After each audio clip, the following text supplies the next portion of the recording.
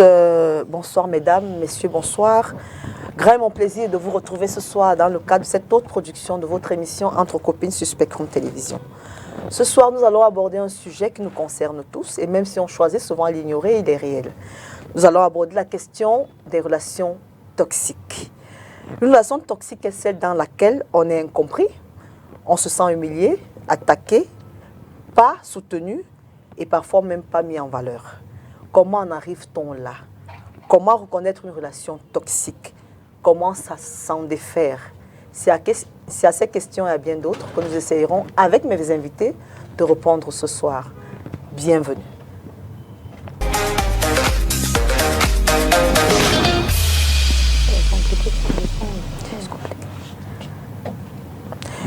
Relation toxique, comment s'en défaire? C'est le thème de notre émission de ce soir. Pour en parler, j'ai 4 belles dames sur le plateau, vous aurez l'occasion de le constater. Alors, à ma gauche, j'ai Queen. Bonsoir Queen. Bonsoir. Comment vas-tu?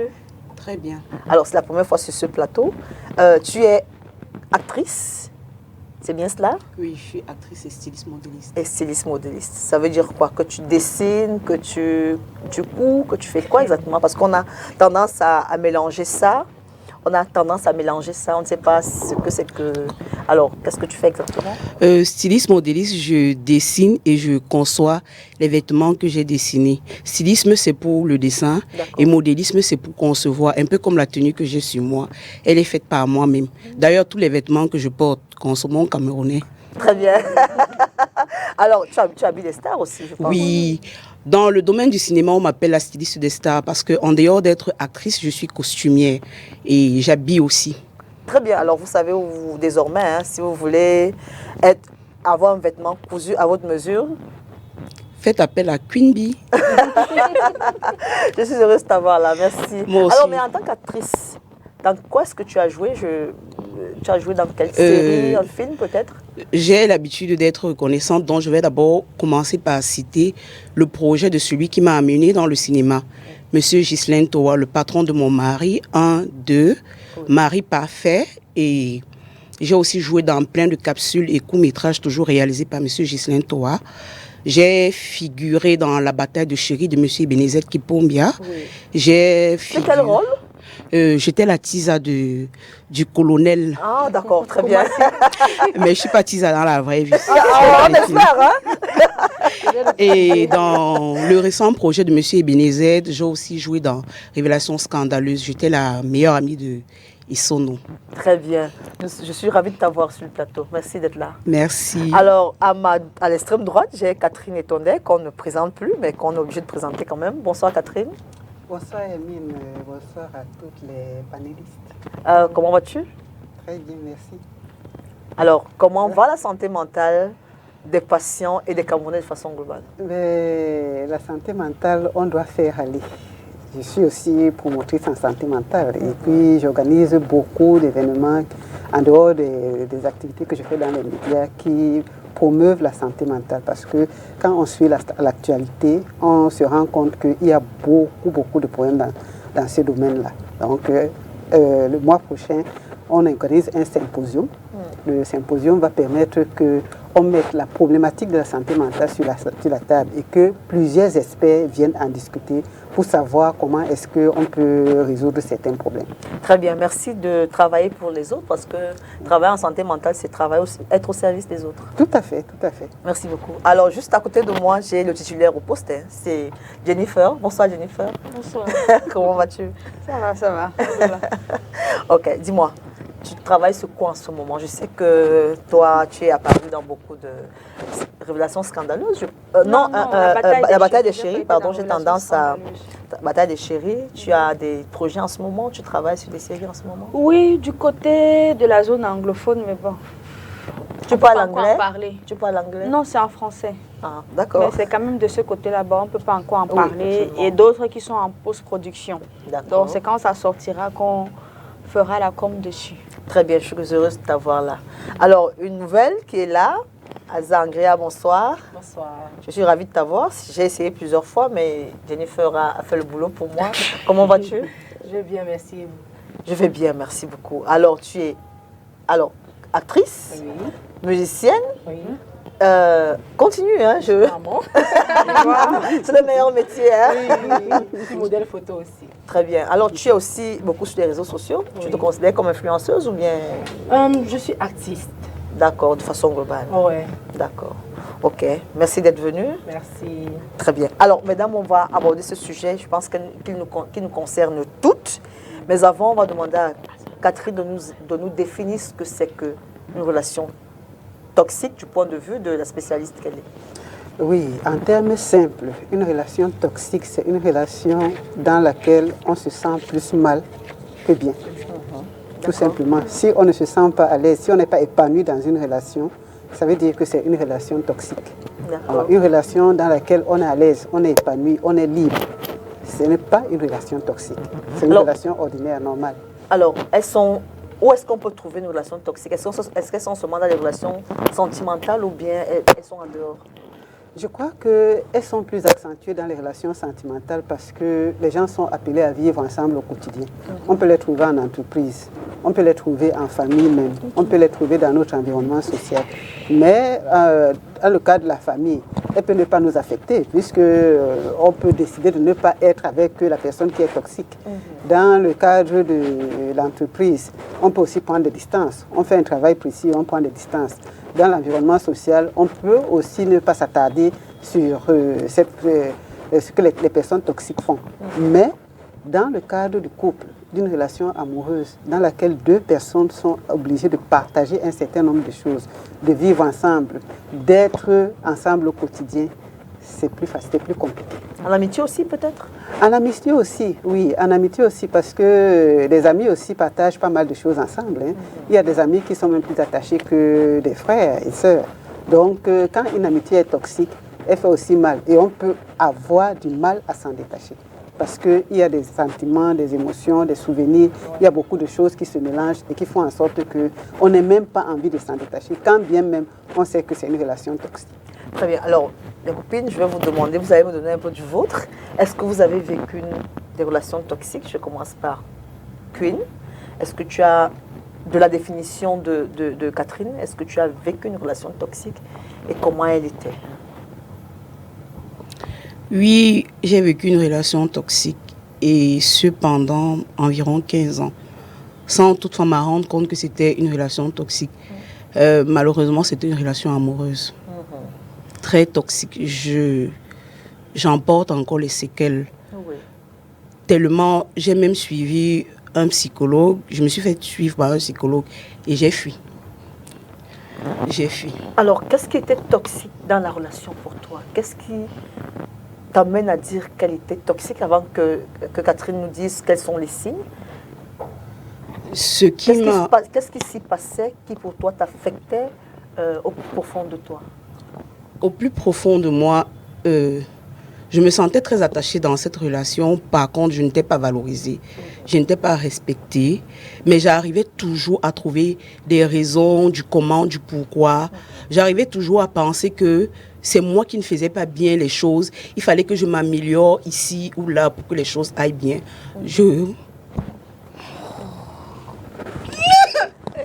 Oh là là. Merde. Ça va, ça va. Ça va aller.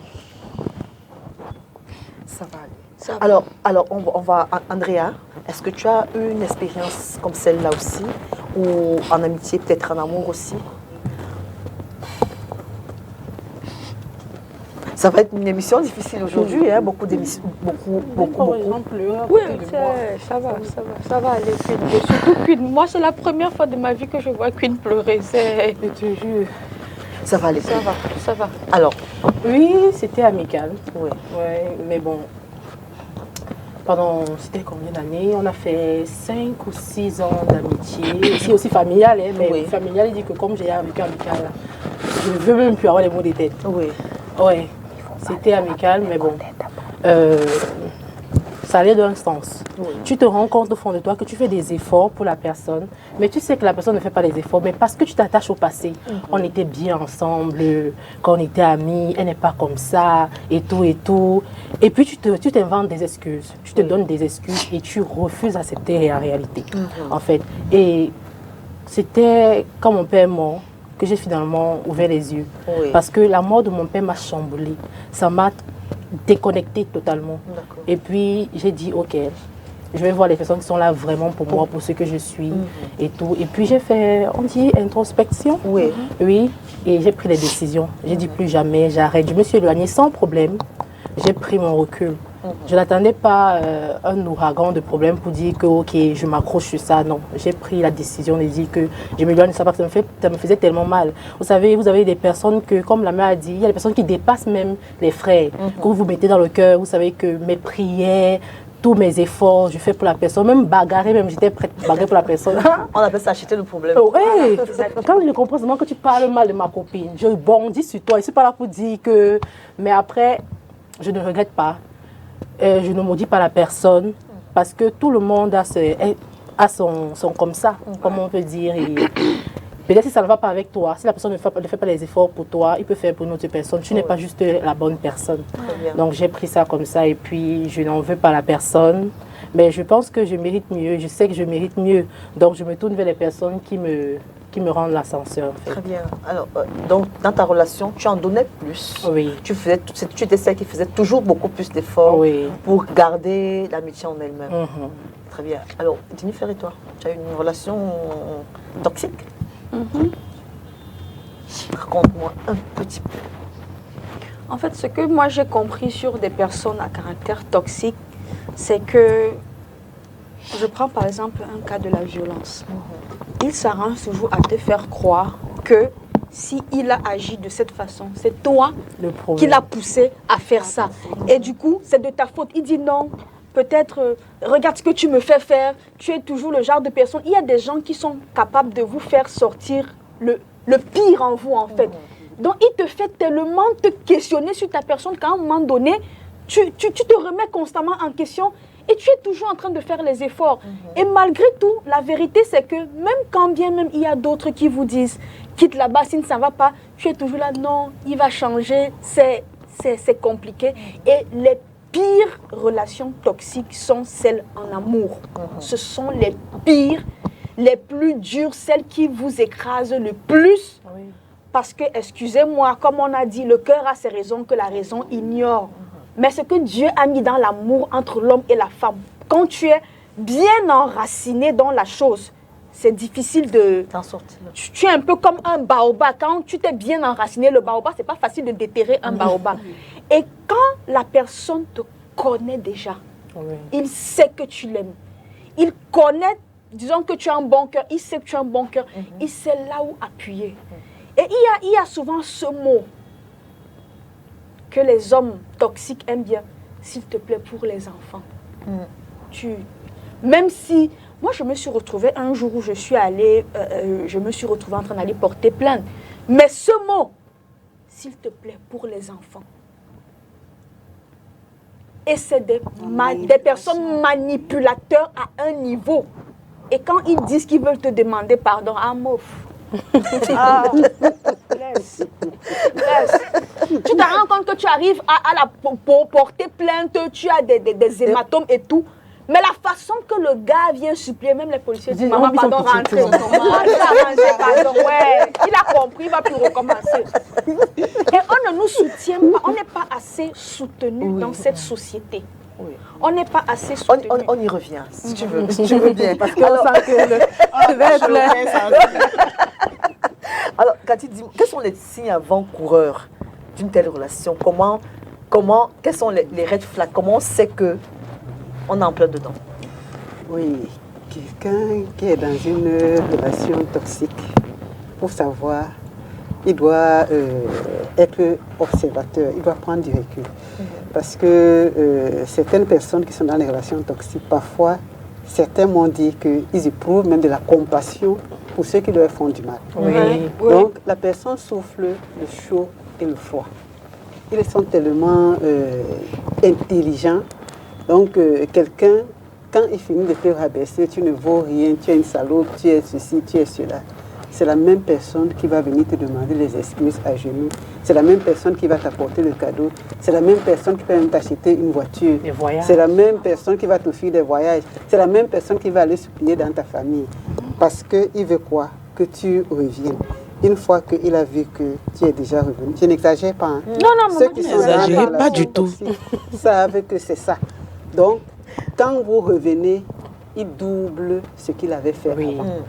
Et c'est la personne qui est très gentille à l'extérieur. Oui. Ça, vous pouvez lui donner le bon Dieu sans confection. Oui, oui. Très gentille à l'extérieur. Et quand elle vient, elle vous fait du mal. Et si vous voulez vous plaindre, si vous voulez même aller vous plaindre chez quelqu'un, On te dit, personne- non, celui-là, non, toi aussi, c'est toi le lui-même problème. va vous dire. Personne ne va te croire. Tout le monde sait que je suis Personne ne gentille. va vous croire. Et puis, tu as un caractère chaud. On va dire qu'on te connaît. On te connaît, c'est toi qui cherches le truc là, c'est toi, on te connaît toi aussi. Ouais. C'est toi qui dérange. Donc, la personne, c'est ça.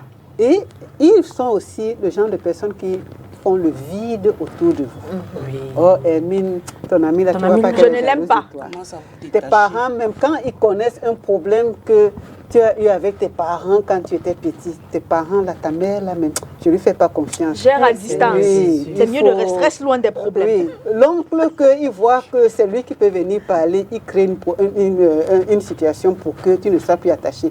Du jour au lendemain, tu te retrouves en train d'être seul Seul. face à lui.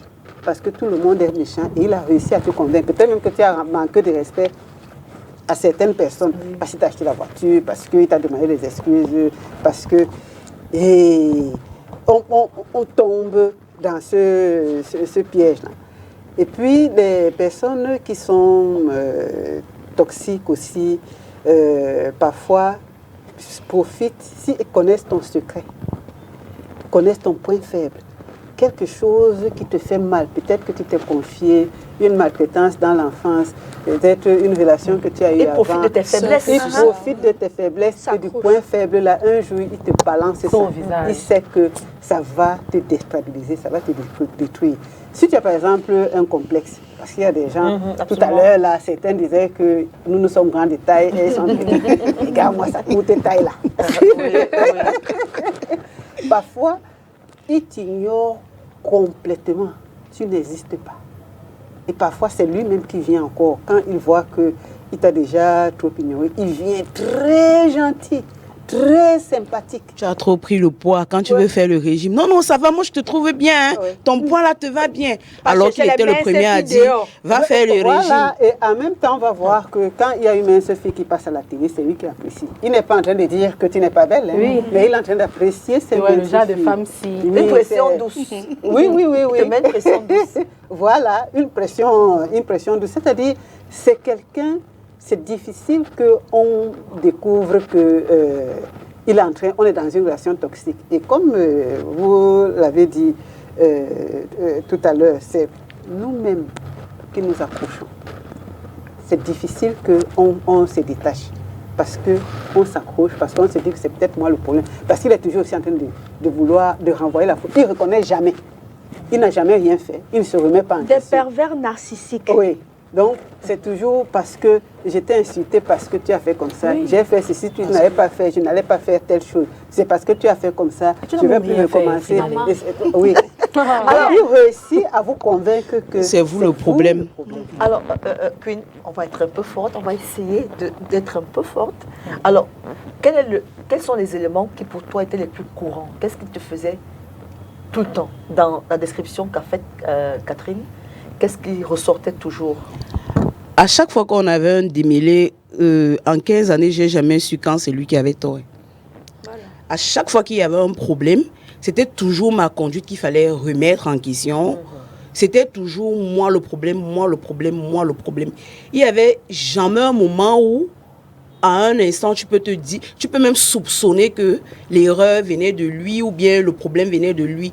Chaque fois qu'il y avait un problème, c'était toujours Queen le problème.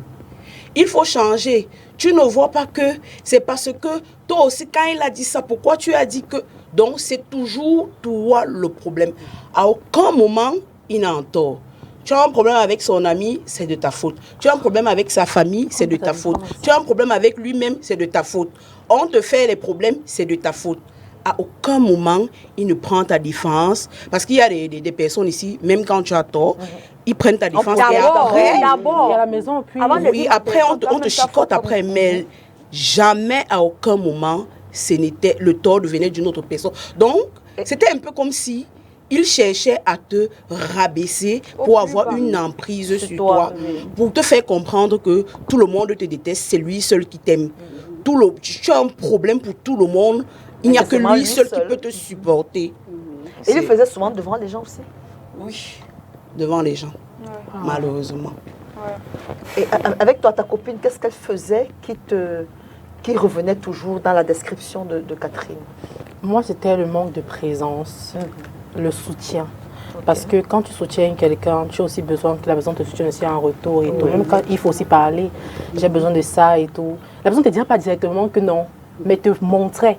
Et moi, comme j'étais dans l'amitié, je ne voyais pas. C'est quand j'ai fait mon introspection que j'ai dit, mais j'ai eu besoin d'elle à chaque fois. Et à quel moment elle était là? La personne t'envoyait de l'argent. J'ai envoyé de l'argent, j'ai envoyé ma contribution et tout. Mais en amitié, on a plus besoin de sa personne, de l'amitié, de la présence de la personne que de l'argent. Du contact, On prend des décisions ensemble et pas derrière, je me rends compte que la personne a fait sa part tranquille. Et quand tu viens dire à la personne que, bon voilà, ce que tu as fait ne m'a pas plu, elle trouve toujours une excuse. Et après, c'était de trop. Quand je dis après la mort de mon père, c'était de trop. Parce que quand tu perds vraiment quelqu'un de chez, c'est pas un camarade que tu as perdu, c'est un parent que tu as perdu. Et quand j'ai vu le soutien de la personne, j'ai dit ok, c'était de trop. Très bien. Jennifer, toi, il y avait des trucs qui tapaient aux yeux. Il y a quelque chose que je ne trouvais pas normal. C'est quoi les éléments les plus présents qui te faisaient penser que c'est vraiment de la toxicité? En fait, cette sensation de toujours être en train de te remettre en question, cette sensation de te sentir mal dans ta peau. Parfois, tu te lèves comme ça. Pour rien, tu te mets à pleurer. Tu dis, Seigneur, mais pourquoi je suis malheureuse comme ça? Cette sensation de, c'est quoi le mal que j'ai fait pour me retrouver tout le temps comme ça? Tu es mal dans ta peau. Et j'étais arrivée à un point où c'est quand je suis dehors que je suis épanouie, je suis à l'aise. Mais quand je sens que je vais rentrer à la maison, tu te rappelles de cette sensation quand tu savais que ton père allait te fouetter ou tes parents? Quand tu sens que tu dois rentrer à la maison, ton cœur commence à battre. Qu'est-ce qui va me trouver encore là-bas? C'était ça. Ils ont cette faculté de te faire détester ta propre personne. J'ai vécu ça avec un parent, moi. Oui. Tu te détestes toi-même. Tu es dégoûté de lui et de toi. Mais tu es toujours en train de vouloir trouver des raisons. Tu pries même, ça ne donne pas. Non, mais sérieusement, tu pries, ça ne donne pas. Tu dis, mais le Seigneur m'a oublié ou bien... Oui. Et comme Catherine a dit tout à l'heure, il s'arrange à te séparer de tout le monde de manière à ce que quand tu restes comme ça, tu veux même appeler. Tu vas appeler qui? Et même si tu appelles, qui va venir te sauver? C'est compliqué. Alors, Catherine, est-ce que tout le monde peut subir une relation toxique ou bien il y a un profil de personnes qui peuvent subir une relation toxique? Ou bien c'est tout le monde qui... C'est vrai que tout le monde peut subir. Hein. Aujourd'hui, on ne peut ne pas avoir ce profil, mais quelque chose arrive demain qui nous fragilise. Mais il y a des personnes qui ont souffert dans leur enfance, des personnes qui n'ont pas beaucoup été valorisées, qui sont dans la dépendance affective. Donc quelqu'un qui est fragilisé déjà, il est un bon client pour le pervers. Oui. Donc il y a des gens aussi qui ont du mal à rester seuls. Parce que quand on discute avec des femmes, nombreux sont celles qui disent qu'elles ont du mal à rester seules. Si je pars maintenant, comment je vais faire? Et elles n'arrivent pas à concevoir une vie sans un homme à côté d'elles. Oui. Donc d'autres aussi aiment la vie de couple. Il y a le mariage. La vie de famille. La vie de famille, être avec le mari et les enfants. Et puis le pervers qu'on a en face de nous, c'est ça. Donc il y a des gens aussi qui ont vécu, qui n'avaient pas de moyens.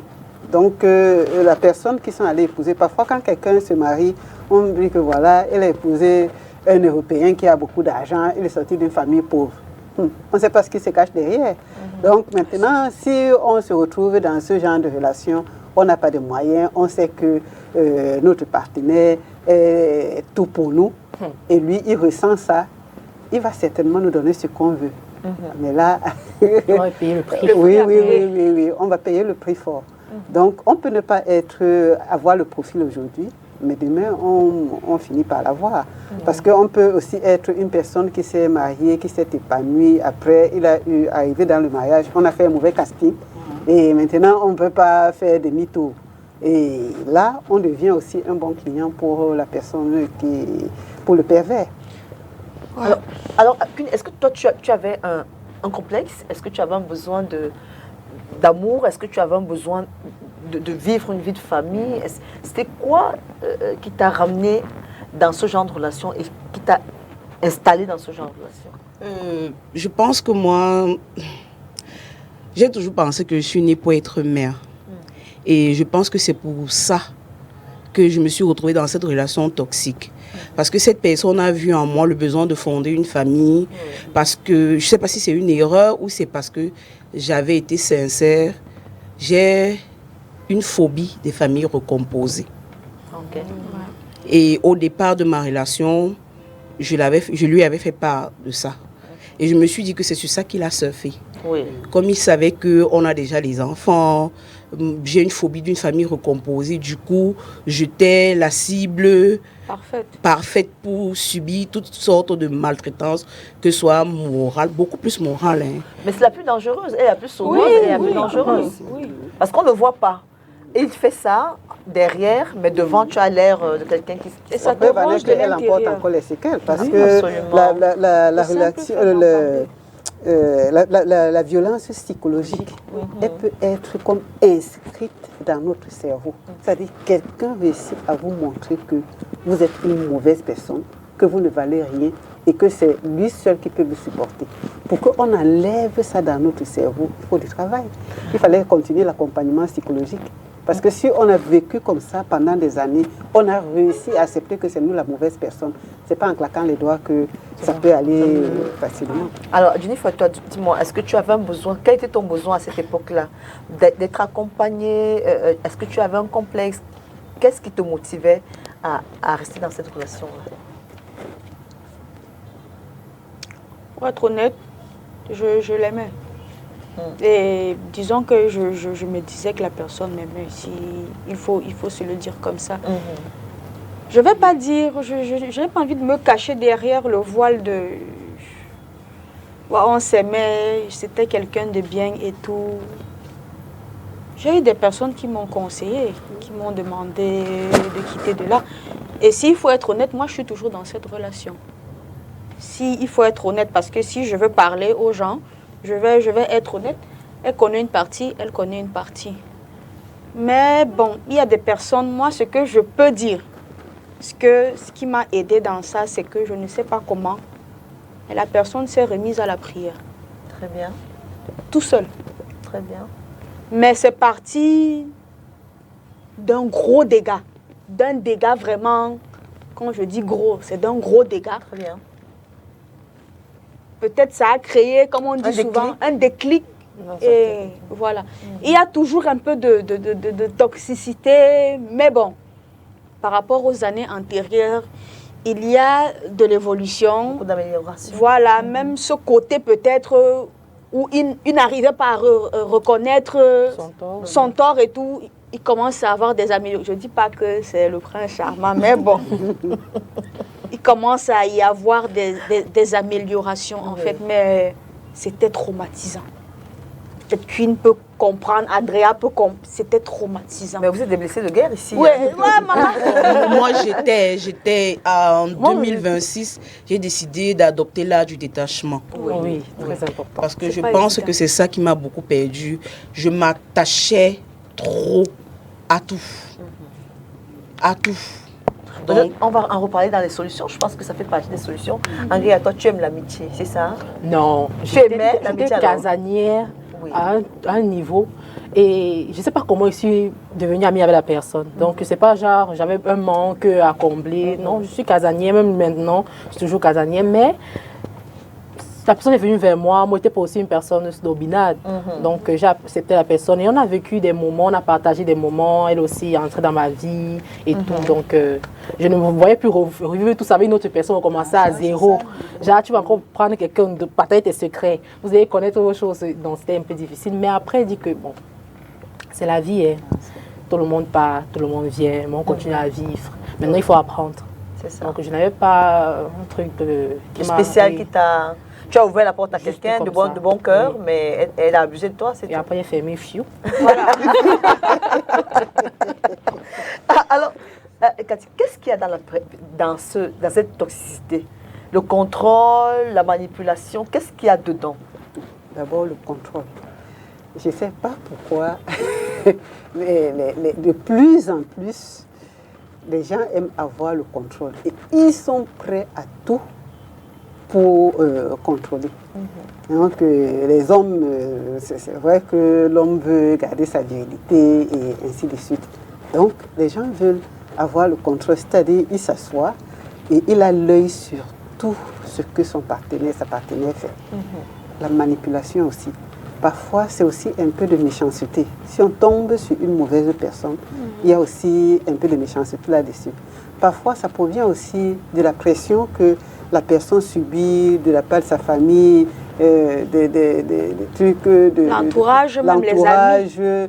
La coutume chez nous, c'est l'homme qui commande, il faut que tu montres que tu es un homme et ainsi de suite. Et des femmes, on dit il ne faut pas se laisser faire parce que les femmes aussi aiment avoir le contrôle.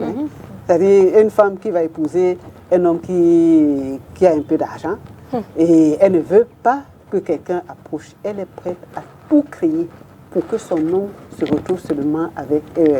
Et ça, on a déjà vu. Donc, les hommes parfois aussi se retrouvent comme ça. Il n'a que sa femme. Il ne faut plus comme ça à personne, son père, sa mère, et plus personne. Donc, il a seulement sa femme. Donc, le contrôle là, c'est la première chose. Le fait de vouloir tout maîtriser, d'avoir une personne sous son aile. C'est-à-dire la personne, quand je suis contente, la personne est contente. Quand je ne suis pas contente, la personne n'est pas contente. Quand elle a envie de faire quelque chose, il faut que c'est moi qui lui dise ce qu'elle doit faire. Quand je ne veux pas qu'elle fasse, elle ne fait pas. Oh, tu voulais réagir à ça? Je me dis que j'ai fini par penser que les personnes toxiques aussi, ça dépend de leur vécu, de leur enfance. Parce que j'ai fini par me dire ça. Je ne veux pas le défendre, mais je me dis que ça dépend de son vécu. Je me suis toujours posé la question, qu'est-ce qu'il a vécu dans son enfance? Peut-être ce sont les séquelles de ça qui font en sorte qu'il soit devenu toxique sans s'en rendre compte. Parce que jusqu'au jour d'aujourd'hui, il est convaincu qu'il a raison. Il arrive à raconter des situations et des histoires que nous avons vécues ensemble en se donnant raison. À sa façon. Oui, dans sa tête, il a raison. Dans sa tête, il est il a malade. raison. Il y a aussi la maladie. Et c'est vrai, elle a raison. Par exemple, moi, de mon expérience, ce que j'ai vécu, c'est par rapport à quelque chose qu'il a vécu et qui a créé un traumatisme qui fait en sorte que dans sa tête, il ne veut plus que ça se reproduise. Du coup, il prend un peu trop de dispositions, des prédispositions qui deviennent après toxiques. Voilà. Mais... Bon, aussi, je veux revenir sur ce que tu as dit, genre, quand il raconte des histoires dehors, il dit qu'il a raison. Peut-être de son côté... Je ne dis même pas dehors, je dis de lui à moi. Donc, une histoire qui s'est passée, nous deux, nous sommes les deux témoins. Oui. Mais quand on relate l'histoire, parce qu'on veut essayer de voir qui a tort et pour arranger, chacun veut faire une introspection, il arrive à te dire que les torts qui étaient les siens sont les tiens. Oh, la magie. Il est convaincu qu'en fait, c'est toi qui as mal agi et lui, il a bien agi. C'est un peu comme ça, mais bon, comme je voulais dire et tout, moi dans mon cas par exemple, je sais que la personne pense qu'elle a raison ou bien que c'est moi le problème. Là, moi, I don't care. Parce que c'est moi qui subis aussi, c'est moi qui vois. Je sais que j'ai fait ma part, je sais que j'ai donné du mien et Dieu m'est témoin. Je me suis vraiment donné corps, oui, avec le cœur. Et maintenant, c'est que la personne voit que c'était pas assez. Et que la personne pense que non, c'est moi le problème et tout. Franchement, là maintenant, I don't care. I don't care about it. J'accepte d'être la mauvaise. C'est comme ça. Moi, je l'ai dit que je suis la personne toxique de votre répertoire. J'accepte. Mon cœur reste ouvert. Très ouvert. Tu es avec des... Depuis on parle de relations amoureuses, amicales, mais on ne parle pas familiales. Hein. Oui, bien sûr. Parce que moi, j'ai vécu ça. Raconte-moi un petit bout. Oui. J'ai pas envie de citer, mais c'était un parent. Oui. Et tout, moi, je ne faisais jamais assez. Vous savez, quand on est sur les réseaux sociaux, on pense qu'on a tellement d'argent. Maman. On n'a pas nos problèmes. Moi, par exemple, mon père n'est plus. et tout, mais j'ai vécu beaucoup de choses avec mon père qui étaient difficiles. Je suis partie très tôt de la maison parce que j'ai eu des problèmes avec mon père et j'ai pris le parti de ma mère et tout. C'était l'erreur de ma vie aussi, c'était aussi une bonne chose parce que mon père, j'ai eu la chance parce que mon père m'a appris à me battre et à me contenter de ce que j'ai en fait. Et c'est ça quand je suis sortie de la maison, il dit, je vais te prouver que tes valeurs que tu m'as appris là, c'est resté dans ma tête. Voilà. Et avec le temps, lui-même il s'est rendu compte. Donc il m'a appelé et il m'a demandé pardon. Et j'ai pardonné, on est devenus besties. Parce que quand on voyait mon père et moi, on disait qu'elle aime son père. C'était pas ça, hein, c'était l'eau et le feu. Mais j'ai appris qu'un parent aime toujours son enfant. Mon père m'a tellement aimé. Et peut-être il n'arrivait pas à dire, aujourd'hui on a la facilité à dire je t'aime à son enfant, mais il n'arrivait pas à dire. J'ai Comme on compris dit, ça. chaque parent t'aime à sa façon. Ah oui. Et les parents d'avant n'avaient pas cette facilité. Non, ils Beaucoup, n'avaient même pas, aujourd'hui, beaucoup, ils n'arrivent n'avaient pas à dire à leur, Même quand on à leur souhaitait. enfant je Quand il est t'aime. venu me dire qu'il m'aimait et il m'a demandé pardon, c'est quand j'ai prouvé que même dehors là, je vais m'en sortir. J'ai eu mon bac, j'ai eu mes examens, j'ai eu tout dehors et tout. Il a vu que c'était une grande fille. Et puis on est devenus amis. Mais malheureusement, l'amitié là a détruit l'autre côté. J'ai pris le parti de mon père, machin, truc, c'est devenu bizarre. Genre que tu donnes même l'argent, on te dit que c'est seulement ça que tu donnes. Les enfants de 17 ans donnent plus que ça et tout. C'est donc... Et ta mère, la pression, là, toute cette pression, là. Jusqu'à présent, je lui ai dit que non, je bloque un peu tout. Je bloque. Tout ce que tu fais n'est jamais assez. On va te juger. Si tu donnes même 5 000 comme ça, que tu te bats pour avoir les 5 000, on ne sait pas comment tu vis à Douala. Tu as tes charges, tu as ta santé. Maintenant, tu as un enfant, tu as tes projets que tu dois tout suivre et tout. Personne ne t'a même macabo pour dire que bon, mangez ça. Mais on attend Mais beaucoup quand de on toi. veut te mettre la pression, on te met la pression comme si tu n'es même pas sorti de son ventre en fait. Tu pourrais plus ton père et tout. C'est un mot, c'est hallucinant. Je me demande, mais qu'est-ce que j'ai fait? Je n'ai que 26 ans. À 26 ans, tu peux donner quoi, les millions? Tu peux pas. Tu vas prendre, tu viens me donner les millions, on va dire que tu as pris ça où? Un parent normal va dire que tu as pris ça où? Moi, quand il donnait 1000 francs à mon père, il me remerciait, il sautait de joie parce qu'il savait que ce n'était pas normal. Mais quand tu prends même 5 000, je dis que non, je dois donner même 5 000, 5 000 comme ça, même 10 000, on va te dire que tu fais quoi? Les enfants de 17 ans donnent plus que ça. Pourtant, j'étais dehors, moi seule, je me battais. Je n'ai jamais accusé un parent pour dire que je suis dehors, personne ne m'aide. Parce que je savais que c'est difficile. C'est difficile chez tout le monde. Et je ne savais pas à quoi mes parents passaient. J'ai essayé de me battre dans la dignité et de réussir parce que je suis fière de moi. Personne n'a dit que je t'encourage. Que vas-y, je vois tes efforts. À part mon père avant de mourir qui m'a dit ça. Que je vois tes efforts, ma fille, continue. Tu attends même le réconfort, rien.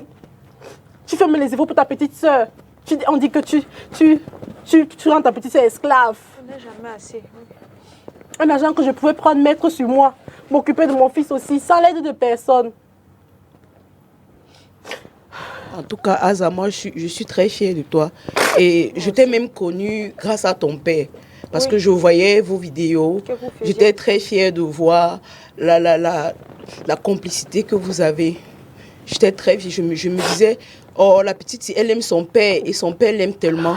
C'est quand je t'ai connue face to face et que tu m'as raconté ton vécu que j'ai compris que tu es très forte. Tu es forte. Et une enfant de 17 ans ne doit pas nourrir ses parents. Non. Si tu le fais, c'est que tu le fais déjà assez. Ne te sens aucunement coupable pour ça. Alors, merci pour ce conseil. Et Hermine, s'il te plaît, si tu me permets, j'aimerais aussi appuyer parce que je connais très bien ce que Aza traverse. Moi-même, je suis l'aînée d'une famille de 7 enfants. J'ai perdu mon papa aussi très jeune. Il y a cette pression que les parents ont tendance à mettre aux enfants. Cette pression, elle est toxique. Nous ne sommes pas obligés de nous occuper de nos petits frères et de la famille. Il faudrait aujourd'hui que les parents le sachent. Et quand bien même on essaie de le faire, ce n'est jamais assez. Tu peux avoir un enfant, même un seul, qui crée les problèmes, mais il ne va jamais être réprimandé. Comme toi qui te casses le dos en 4 pour ta famille. Il est temps aujourd'hui que les parents sachent aussi parfois que leur pression, elle est toxique aussi. Ce n'est pas parce qu'on n'appelle pas pour se plaindre tout le temps que tout va bien. Non, les parents, donc la toxicité, elle n'est pas seulement amicale, elle n'est pas seulement dans les couples, elle est aussi familiale. Et généralement, on a du mal à en parler parfois parce que moi, je suis le genre de personne que je n'aime pas raconter mes problèmes parce que je me dis que, je peux me dire, toi aussi tu as tes problèmes. Je ne veux pas venir ajouter. Mais ça ne veut pas dire que je vais bien. Qu'on arrête peut-être de penser que si on ne parle pas, c'est parce qu'on ne le vit pas. Non. Chacun a sa façon de gérer ses problèmes. Chacun, moi, j'ai accepté peut-être que, je me suis dit dans ma tête que Dieu ne te donne jamais un fardeau qui te dépasse à porter. Mais il y a beaucoup de toxicité de toutes les natures et on n'en parle pas assez. On a honte. Regarde juste nous qui sommes venus, comment on pleure. Avec ce qu'on affiche comme, disons entre parenthèses, comme rêve, les fans qu'on doit entretenir et tout. Mais c'est une façon de dire que si tout le monde ouvre la toiture de sa maison, tu vas dire Seigneur, mieux ma part. En vrai. Tout ceci parce que on se soucie beaucoup plus du qu'en dira-t-on. On a peur d'être jugé, on a honte, on n'a pas la culture d'en parler, surtout parce que, reconnaissons-le aussi, l'Africain juge beaucoup. Trop. Il t'écoute juste pour te juger à la seconde d'après. Il ne t'écoute pas pour t'apporter une solution. Moi, les gens me connaissent comme une femme forte, qui n'a pas de problème, qui vit bien. Mais si je vous dis depuis combien d'années je suis maman, papa, de 3 magnifiques enfants que je ne regrette pas d'avoir eu, mes jumelles, pas du tout. Vous ne pouvez pas imaginer la pression psychologique, des fois sociale même, et aussi familiale, parce que je préfère m'arrêter là. Alors, on va prendre cet élément pour que vous soufflez un peu. Oui. C'est plein d'émotions, cette émission. Je ne l'avais pas vraiment envisagée comme ça. Alors, on prend cet élément, on se retrouve juste derrière, s'il vous plaît.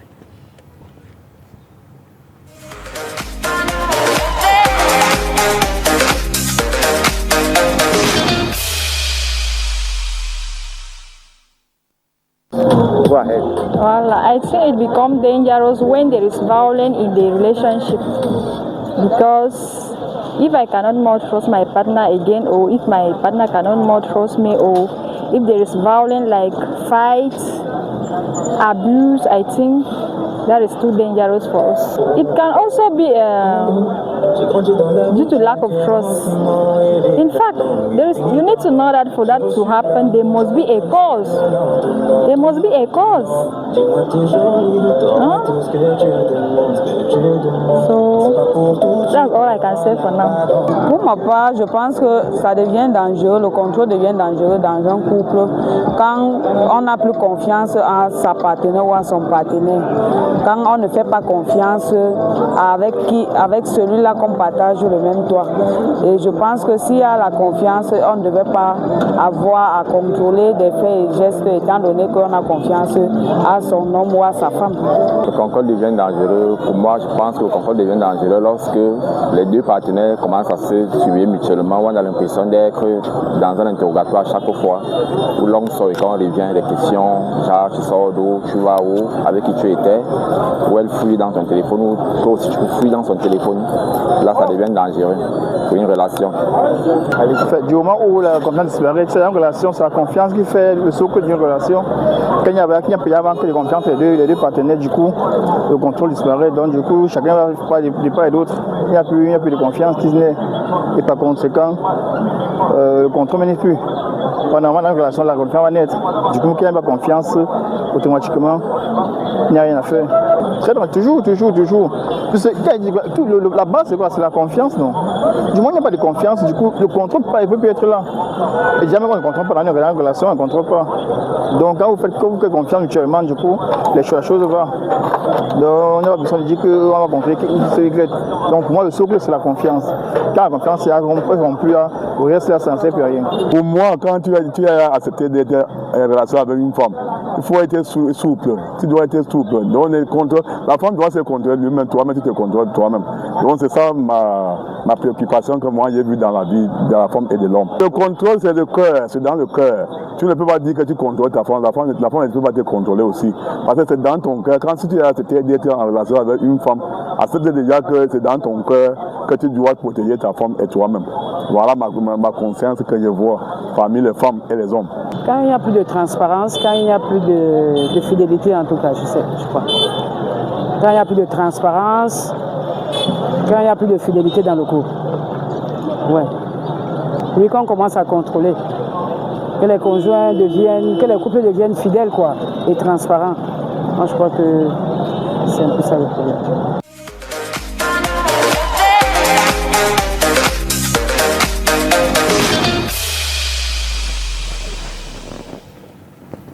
De retour sur ce plateau, si vous nous rejoignez seulement maintenant, vous faites très très bien. Avec Aza, Andrea, Jennifer, Queen et Catherine, nous parlons des relations toxiques. Cette émission est chargée d'émotions. Je ne l'attendais pas comme ça. Je suis la première submergée. Mais on va essayer de la continuer et de la faire bien. Alors, Catherine, quelles sont les conséquences d'une relation toxique? On voit déjà les conséquences sur le plateau.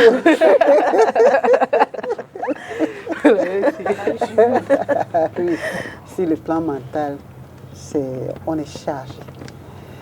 On accumule beaucoup de choses, si bien qu'un jour, ça finit par éclater, comme ça a éclaté parmi mes filles. Et puis, on a l'impression parfois qu'on n'en vaut pas la peine, on perd l'estime de soi. Et quand on perd l'estime de soi, c'est extrêmement dangereux. Et parfois, on sombre dans la dépression. Certaines personnes ont fait la dépression grave parce qu'elles étaient dans une relation toxique. Que ce soit dans le cadre familial, que ce soit dans la relation de couple. C'est des endroits où même sur le plan professionnel, bon, professionnellement on peut se détacher, mais dans le cadre familial, on peut avoir, ça peut ne pas être sa mère, hein, ça peut être sa sœur. Parce qu'il y a des sœurs qui sont aussi très, très, très toxiques. Jamais elles ne reconnaissent rien, c'est toujours la faute des autres. C'est toujours elle qui va aller voir la famille, les amis pour expliquer, pour donner nos points faibles et ainsi de suite. Donc tout ça, ça fait que parfois on se détache, on s'isole. C'est-à-dire quand on voit que l'autre nous a déjà trop vilipendé, qu'on a même honte de se retrouver devant les gens parce qu'on sait qui connaît notre histoire et qui ne la connaît pas. On sait qui sait que nous sommes un mauvais enfant et que nous ne le sommes pas. On commence à s'isoler. Et l'isolement aussi, ce n'est pas bien parce que quand on s'isole, après, les sentiments négatifs naissent. Et quand les sentiments négatifs naissent, là, on se détruit et physiquement et mentalement. On n'a plus envie d'être avec les autres. On n'a plus envie d'avoir des activités. Or, nous devons être actifs. J'encourage beaucoup les braves filles parce que malgré tout ce qu'elles ont vécu, elles sont actrices et elles sont jolies. On n'a pas le choix, il faut bien qu'on vive. Pour continuer à s'occuper de ses enfants. Je voudrais expliquer qu'au-delà de ce que les gens pensent de nous, nous devons savoir d'abord qui nous sommes. Même si l'autre nous juge mal, qui je suis styliste, modéliste, je suis une mère d'enfants, je m'en occupe bien, mes enfants ont de bons résultats à l'école, j'arrive à tourner des films, je suis même appelée à la télévision parce qu'on reconnaît mon talent. C'est ce que je suis. Maintenant, l'autre qui veut absolument me montrer que je ne suis pas ce que je suis, est-ce que ce n'est pas lui qui a un problème? Ouais. Est-ce que ce n'est pas lui qui a besoin d'aide?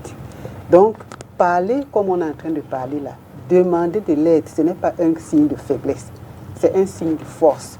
Quand on exprime ses sentiments, son ressenti, c'est un signe de force. Maintenant, vous avez aussi besoin d'être canalisé. Où est-ce que vous devez demander de l'aide? Ça, moi, je vous conseillerais à toutes parce que je vois qu'il y a encore des marques. Au-delà du maquillage et des belles perruques et tout ça, il y a des marques. Ça nécessite que vous soyez compris, vous soyez écouté. Quand on est écouté et qu'on se sent compris, ça nous aide. Mais nous ne devons pas penser que parce que l'autre a pensé mal de nous ou bien parce qu'il nous a accusés injustement, nous sommes une mauvaise personne. Très bien. Alors, qu'est-ce que ça a eu comme conséquence sur toi? Ça peut être positif, hein? Tu sais, tu peux avoir pris des décisions mais qu'est-ce que ça a eu d'abord comme conséquence négative? Je préfère qu'on commence par là, sur toi. Ça a beaucoup eu de conséquences négatives sur moi parce que je suis arrivée à un niveau où j'avais perdu le goût de tout. Je ne sortais pas, je suis restée renfermée chez moi, je ne travaillais plus. Ce qui m'a même sorti de ce sommeil sont mes enfants. Je me suis demandé tout. Je m'étais fabriqué une bulle. Je me lève le matin, je dépose mes enfants à l'arrêt du bus, je rentre, je dors.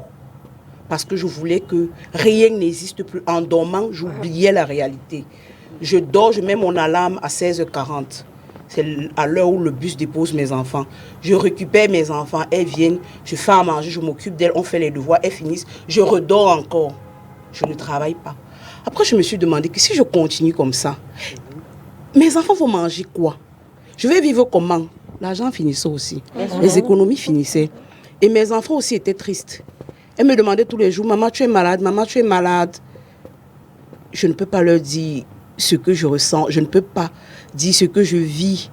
Mes filles qui étaient tout le temps premières de la classe, les notes ont drastiquement chuté. Elles sont retrouvées à 15e. Je ne peux pas gronder les enfants parce que je sais que quelque part, c'est ma responsabilité. C'est parce que je ne suis plus en train de continuer le train de vie, l'accompagnement que j'avais avec elle. Il y a eu quelque chose qui a changé.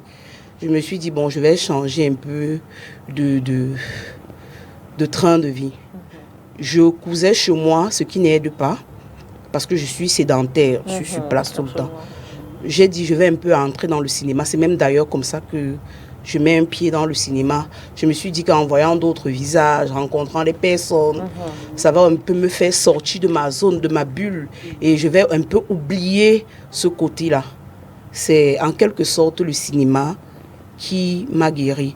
Et j'ai suivi une psychologue, elle n'est pas au Cameroun, Madame Jennifer, que je remercie beaucoup. Et elle a fait gratuit.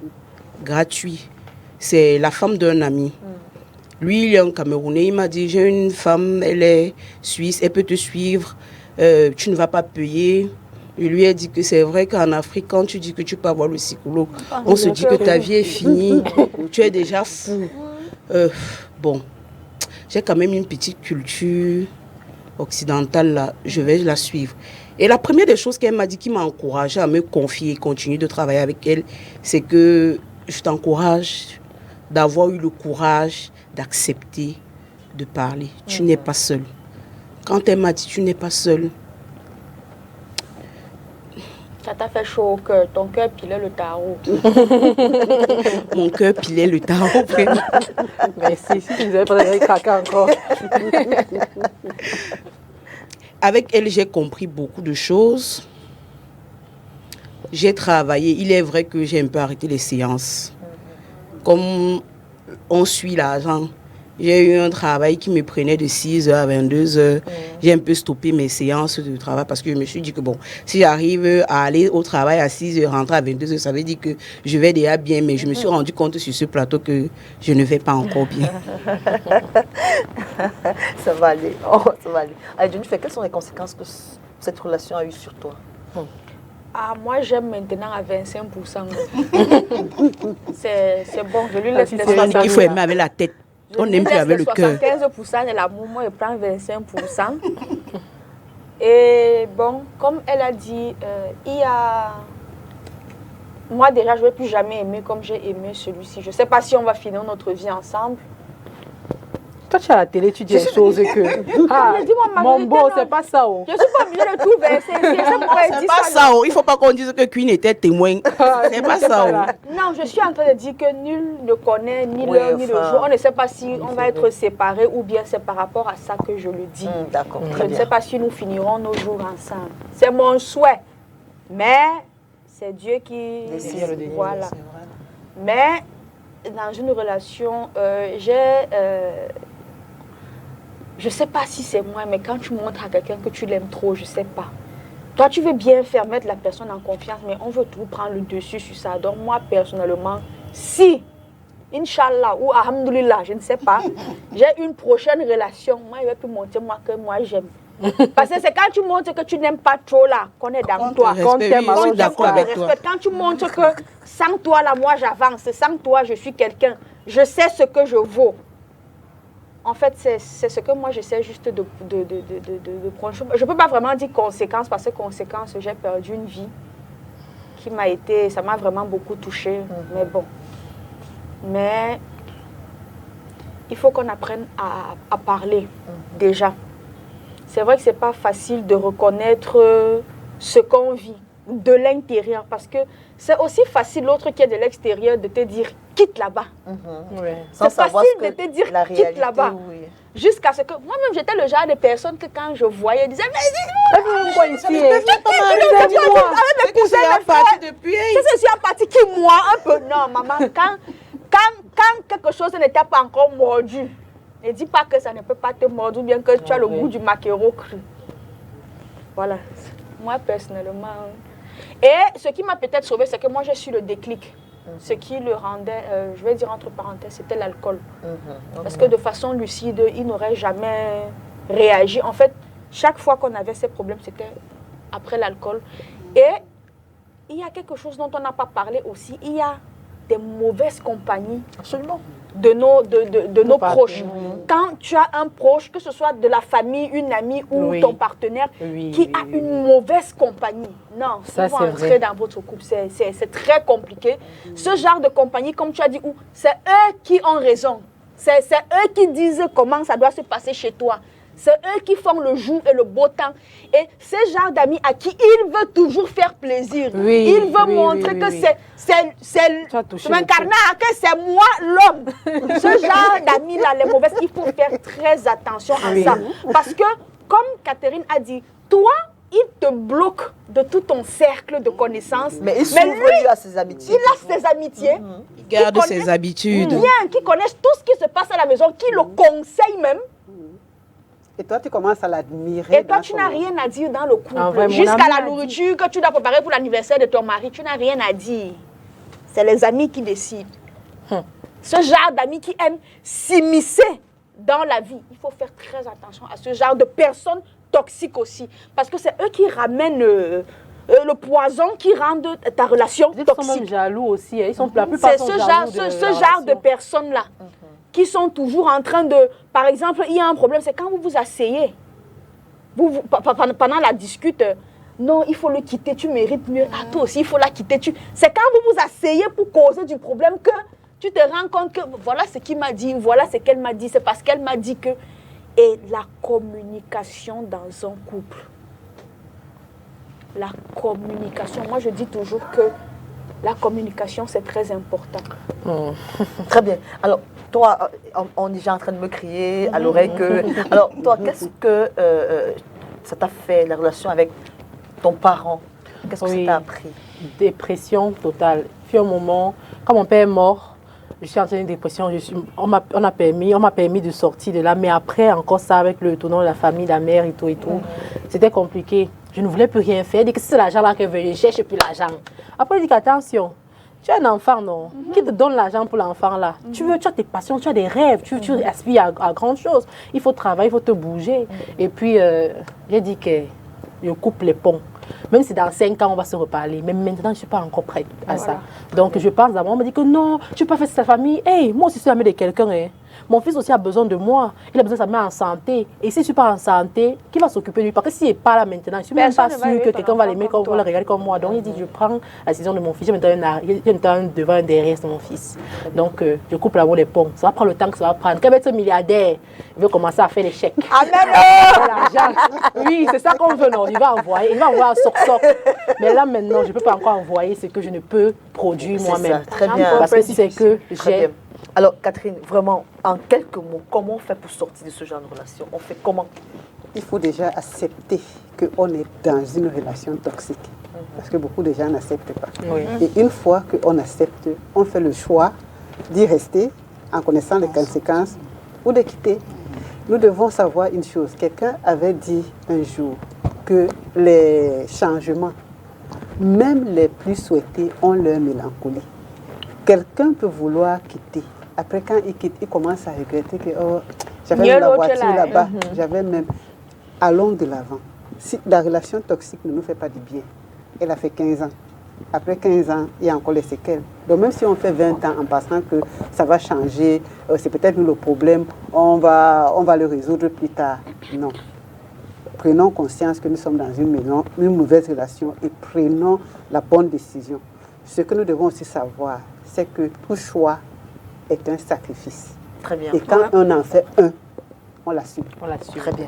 Alors, mesdames, mesdemoiselles, alors je veux un mot pour chacune des relations qui vous a fait souffrir.